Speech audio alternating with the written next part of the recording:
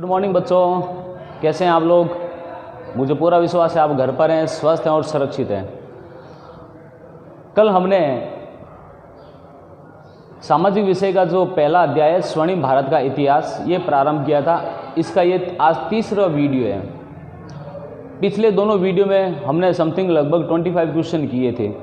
आज उससे आगे चलते हैं। इससे पहले एक महत्वपूर्ण जानकारी, वो जानकारी ये है कि 9th क्लास के जो बच्चे हैं राजस्थान सरकार के अनुसार उन्हें 10th क्लास में प्रमोट कर दिया गया है।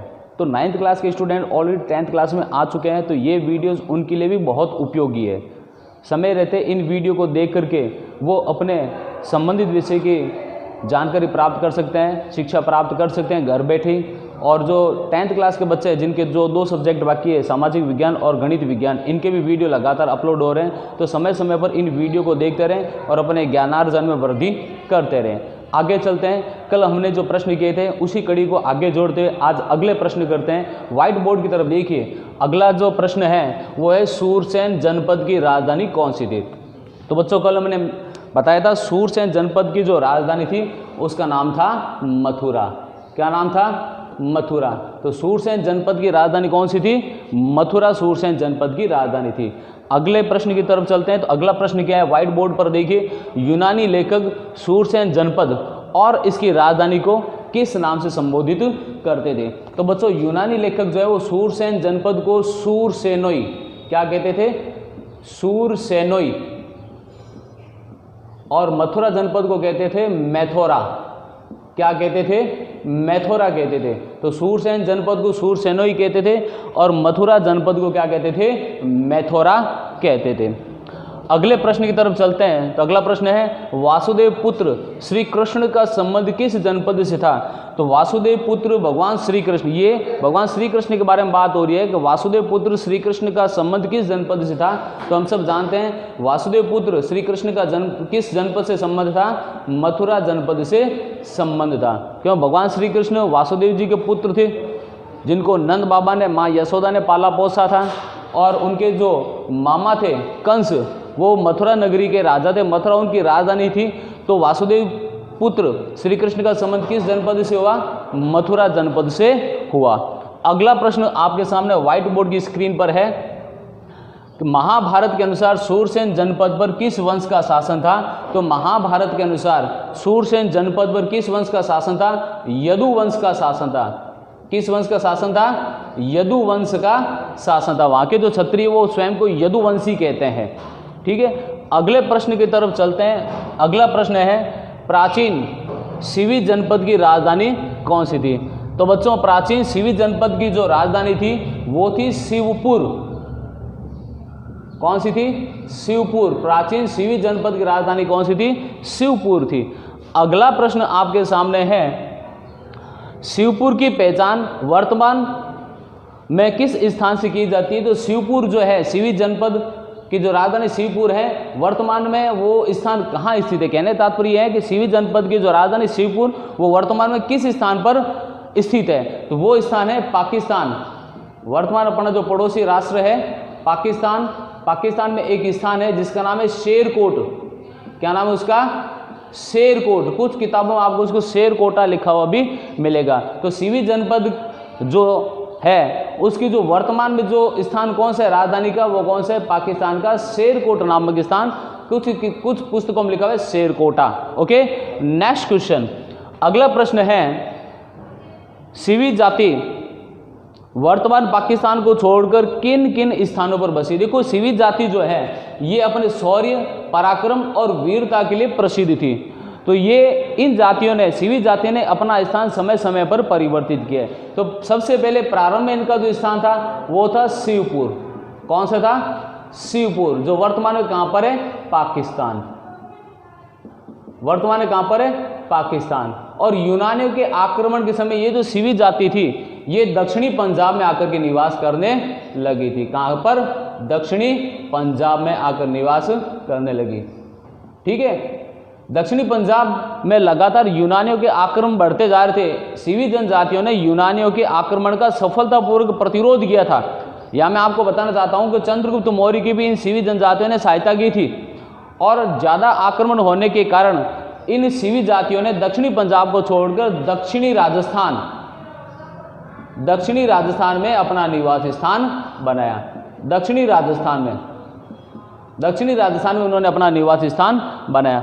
अगला प्रश्न आपके व्हाइट बोर्ड की स्क्रीन पर देखिए कि चित्तौड़ के आसपास का कौन सा स्थान सीवी जनपद की राजधानी बना। चित्तौड़ के आसपास का जो स्थान है वो स्थान कौन सा है जो सीवी जनपद की राजधानी बनी, अर्थात सीवी जनजाति जो पहले पाकिस्तान में शेरकोट नामक स्थान पर रहती थी, यूनानियों के आक्रमण के कारण से ये दक्षिणी पंजाब में आकर बसी और दक्षिणी पंजाब में आने के पश्चात ये जाति जो थी वो दक्षिणी पूर्वी राजस्थान में आकर के बस गई। वो चित्तौड़ के आसपास, चित्तौड़ और उदयपुर के आसपास का जो एरिया है वो सीवी जनजाति का निवास स्थान था और सीवी जनजाति ने वहाँ पर अपनी जो राजधानी बनी थी उसको क्या कहते हैं, नगरी। क्या कहते हैं, ध्यान से देखना बेटा, उसको क्या कहते हैं, नगरी। सीवी जनजाति ने वहाँ पर आकर के नगरी नामक अपनी राजधानी बनाई थी। यही जो सीवी जनजाति है जिन्होंने नगरी नामक राजधानी बनाई थी, यही सीवी जनजाति बाद में आगे मेवाड़ वंश में तब्दील हो जाती है। ओके, नेक्स्ट क्वेश्चन, अन्यू विरोध किसे कहा जाता था? अन्यू विरोध किसे कहा जाता था? देखो हमने महाजनपद किए थे, महाजनपद में मैंने दो प्रकार की शासन व्यवस्था बताई थी, एक राजतंत्रात्मक शासन व्यवस्था बताई थी, दूसरी बताई थी मैंने गणतंत्रात्मक शासन व्यवस्था। तो गणतंत्रात्मक शासन व्यवस्था में जो शासक है वो किसके द्वारा चुना जाता था?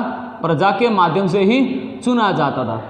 लेकिन यहाँ पर एक और बात आपको ध्यान देने योग्य है, गणतंत्रात्मक शासन व्यवस्था में राजा प्रजा के माध्यम से चुना जाता था, लेकिन शासन की जो सारी शक्तियाँ थी वो कुलीन तंत्र के हाथ में थी। किसके हाथ में? कुलीन तंत्र के हाथ में थी। ये कुलीन तंत्र के जो लोग थे, जो राजा के संबंधी थे, कुलीन तंत्र के जो लोग थे वो संथागार किसे कहते हैं?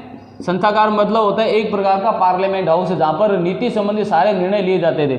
संथागार के क्या होते थे? ये सदस्य होते थे और संथागार के सदस्य बन करके ये महत्वपूर्ण निर्णय लेते थे, जिसे क्या कहा जाता था? अन्यू विरोध कहा जाता था। पुनः देखिए एक बार कि अन्यू विरोध किसे कहते हैं। तो मैंने आपको बताया था कि महाजनपदों में दो प्रकार की शासन व्यवस्था थी, एक राजतंत्रात्मक शासन व्यवस्था, दूसरी गणतंत्रात्मक शासन व्यवस्था। राजतंत्रात्मक शासन व्यवस्था में राजा वंशानुगत होता था, राजा के पश्चात उसका पुत्र ही शासक बनता था। ओके, गणतंत्रात्मक शासन व्यवस्था क्या है? ये भी एक शासन की प्रणाली थी महाजनपद काल में। गणतंत्रात्मक शासन व्यवस्था में राजा वंशानुगत न होकर के वहाँ के जनप्रतिनिधियों के माध्यम से या प्रजा के माध्यम से ही चुना जाता था। लेकिन यहाँ पर एक ध्यान देने वाली बात है कि जहाँ पर गणतंत्रात्मक शासन व्यवस्था थी, राजा प्रजा के माध्यम से चुना जाता था, लेकिन वहाँ के सारी शासन की जो शक्तियाँ थी वो कुलीन तंत्र के पास में थी। और कुलीन तंत्र कौन था? राजा के सगे संबंधी या मित्र रिश्तेदार इत्यादि होते थे। ये कुलीन तंत्र के जो लोग थे वो संथागार किसे कहते हैं? पार्लियामेंट हाउस को। संथागार के सदस्य होते थे, वहाँ पर अपने महत्वपूर्ण निर्णय देने का कार्य करते थे। उसे क्या कहा जाता था? अन्यू विरोध कहा जाता था। आई थिंक आपको समझ में आया होगा। अगला जो प्रश्न है व्हाइट बोर्ड पर देखिए पहले। अगला प्रश्न है संथागार किसे कहते हैं? ये बहुत महत्वपूर्ण प्रश्न है, ये कंपटीशन एग्जाम में भी कई बार आ चुके हैं प्रश्न, संथागार, अन्यू विरोध वगैरह। तो अगला प्रश्न है संथागार किसे कहते हैं? देखो संथागार जो है, संथागार एक संस्था थी। संथागार एक संस्था थी, ठीक है, जिसे अपन वर्तमान में पार्लियामेंट हाउस या संसद टाइप से कह सकते हैं। संथागार एक प्रकार की संस्था थी जिसे संसद कह सकते हैं, जिसके दो भाग होते थे। एक को कहते हैं सभा, क्या कहते हैं? एक को सभा, दूसरे को समिति। संथागार की दो शाखाएं होती थी, सभा और समिति। और संथागार में दोनों शाखाएं सभा और समिति मिलकर के महत्वपूर्ण नीति संबंधी निर्णय लेते थे। उसे क्या कहते थे? संथागार कहते थे।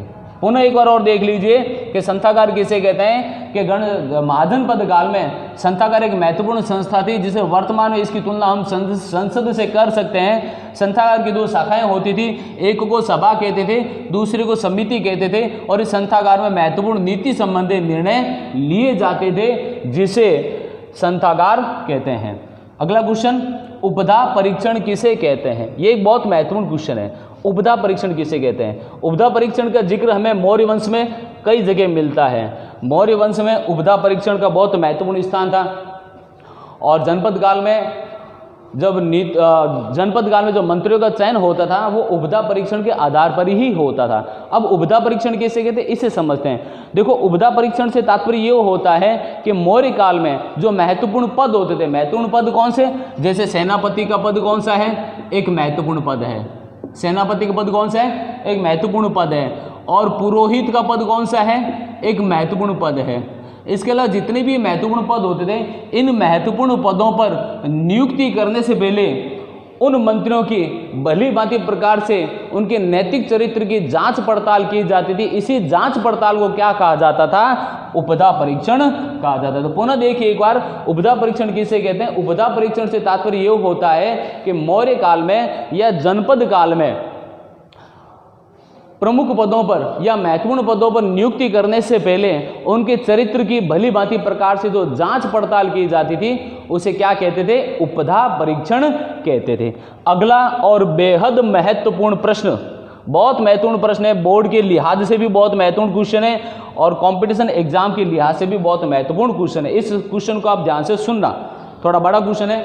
मौर्य वंश की स्थापना किस प्रकार से हुई थी। इसको बहुत से बच्चे जानने के लिए उत्सुक रहते हैं कि मौर्य वंश की स्थापना किस प्रकार से हुई। तो मैं आपको यहाँ पर बताता हूँ कि 600 ईसा पूर्व से, कितने, 600 ईसा पूर्व से लेकर के लगभग 325 ईसा पूर्व, बिफोर क्राइस्ट बीसी, 600 ईसा पूर्व से लेकर 325 ईसा पूर्व के मध्य महाजनपदों में आपस में संघर्ष हुआ था। इन संघर्ष में एक जनपद ऐसा था जिसने सभी जनपदों को पराजित करके पूरे भारतवर्ष पर एक छत्र शासन स्थापित किया था। वो जनपद कौन सा था, मगध जनपद। मगध जनपद पर पहला जो ज्ञात राजवंश है, वो राजवंश जिसने शासन किया था वो था बृहद्रथ राजवंश। बृहद्रथ राजवंश के पश्चात अगला राजवंश कौन सा था, हर्यक वंश। कौन सा था, हर्यक वंश। हर्यक वंश के पश्चात अगला राजवंश कौन सा आता है, हर्यक वंश के पश्चात अगला राजवंश आता है शिशुनाग वंश। कौन सा आता है, शिशुनाग वंश। और शिशुनाग वंश के अंतिम मंत्री की हत्या करके अगला वंश स्थापित होता है, वो है नंद वंश। समझ आ गई बात, नंद वंश। नंद वंश की स्थापना की थी महापद्मनंद नामक एक शासक ने। महापद्मनंद के बारे में आपको यहाँ पर बताना चाहूँगा। महापद्मनंद का जो पुत्र था उसका नाम था घनानंद। महापद्मनंद का जो पुत्र घनानंद था, पुराणों के अनुसार महापद्मनंद का जो वैवाहिक संबंध तो बहुत सी उसकी पत्नियां थी, रानियां थी, लेकिन उसका एक वेश्या नगर वधु से भी प्रेम था। और महापद्मनंद का जो पुत्र था घनानंद, उसी वेश्या के गर्भ से पैदा हुआ था। यहाँ जानने वाली बात यह है कि उसमें जाति व्यवस्था और वर्ण व्यवस्था के नियम अत्यंत कठोर थे। तो मगध की जो जनता थी, जो प्रजा थी, वो बिल्कुल नहीं चाहती थी कि उनका जो शासक है वो एक वेश्या के गर्भ से पैदा हो। अगली बात, जो नंद वंश है, नंदों के बारे में बताया जाता है कि नंद वंश जो थे वो नापित थे। इनको नापित माना गया है। नापित का मतलब जिसको अपन नाई कहते हैं बार बार, नापित वंश के थे, ये नापित थे। तो मगध की जो प्रजा थी उनको इस बात से भारी दिक्कत थी। पहली बात तो ये है कि जो घनानंद जो था वो महापद्मनंद का पुत्र था और एक वेश्या के गर्भ से पैदा हुआ था, इसलिए प्रजा उसे पसंद नहीं करती थी। दूसरी बात ये थी कि जो नंद वंश है, पुराणों के अनुसार बताया गया, नंद वंश स्वयं को नापित मानते थे। नापित मतलब जिसको नाई कहते हैं, बार कहते हैं। तो जाति व्यवस्था वर्ण व्यवस्था कठोर होने के कारण प्रजा ये नहीं चाहती थी कि उनका शासक नापित या नाई हो। तीसरी बात, इन नंदों का व्यवहार अत्यंत क्रूर था। ये जनता में अलोकप्रिय थे, बड़े ही क्रूर और तानाशाही प्रकार के शासन थे। तीसरी बात। चौथी बात, घनानंद के समय सिकंदर ने भारत की जो पश्चिमी सीमा थी उस पर भयंकर आक्रमण किया था। तो मगध की जनता को अपने मगध राजवंश की चिंता सताने लगी कि मगध की सुरक्षा किस प्रकार से होगी। ये ऐसे तमाम कारण थे जिनकी वजह से जो प्रजा थी वो नंदों के विरोधी हो चुकी थी। उसी समय दरमियान एक घटना घटित होती है कि जो नंद वंश का जो शासन था, जैसे पुराणों में, बौद्ध ग्रंथों में, जैन ग्रंथों में इसका उल्लेख मिलता है कि जो नंद शासक था घनानंद, इसने एक बार धार्मिक अनुष्ठान का आयोजन किया था। सभी ब्राह्मणों को उसने इनवाइट किया था, बुलाया था। और उस समय चाणक्य नामक, जिसको अपन चाणक्य, कौटिल्य, विष्णुगुप्त कई नामों से जानते, उसको भी उसने अपने दरबार में बुलाया था। और दरबार में बुला करके उसने चाणक्य का घोर अपमान किया। चाणक्य जो था वो एक गरीब ब्राह्मण था, गरीब होने के कारण घनानंद ने उसका अपमान कर दिया और चाणक्य ने उसमें शपथ ले ली। ब्राह्मण था, एक बहुत बड़ी शिखा थी, चोटी थी, उसमें चोटी खोल के, शिखा खोल कर उसने ये अपनी शपथ ले ली कि नंदों को और घनानंद को कहा कि तुझे और तेरे पूरे राजवंश को समूल नष्ट कर दूंगा। और ऐसी प्रतिज्ञा करके चाणक्य भरत दरबार से वहाँ से रवाना हो जाता है और वापस अपने मूल स्थान पर न जाकर करके मगध के जो राजधानी थी राजगिर या गिरिव्रज, वहीं पर ही वो चक्कर लगाने लगता है योग्य व्यक्ति की तलाश में। उसकी नज़र पड़ती है चंद्रगुप्त मौर्य पर।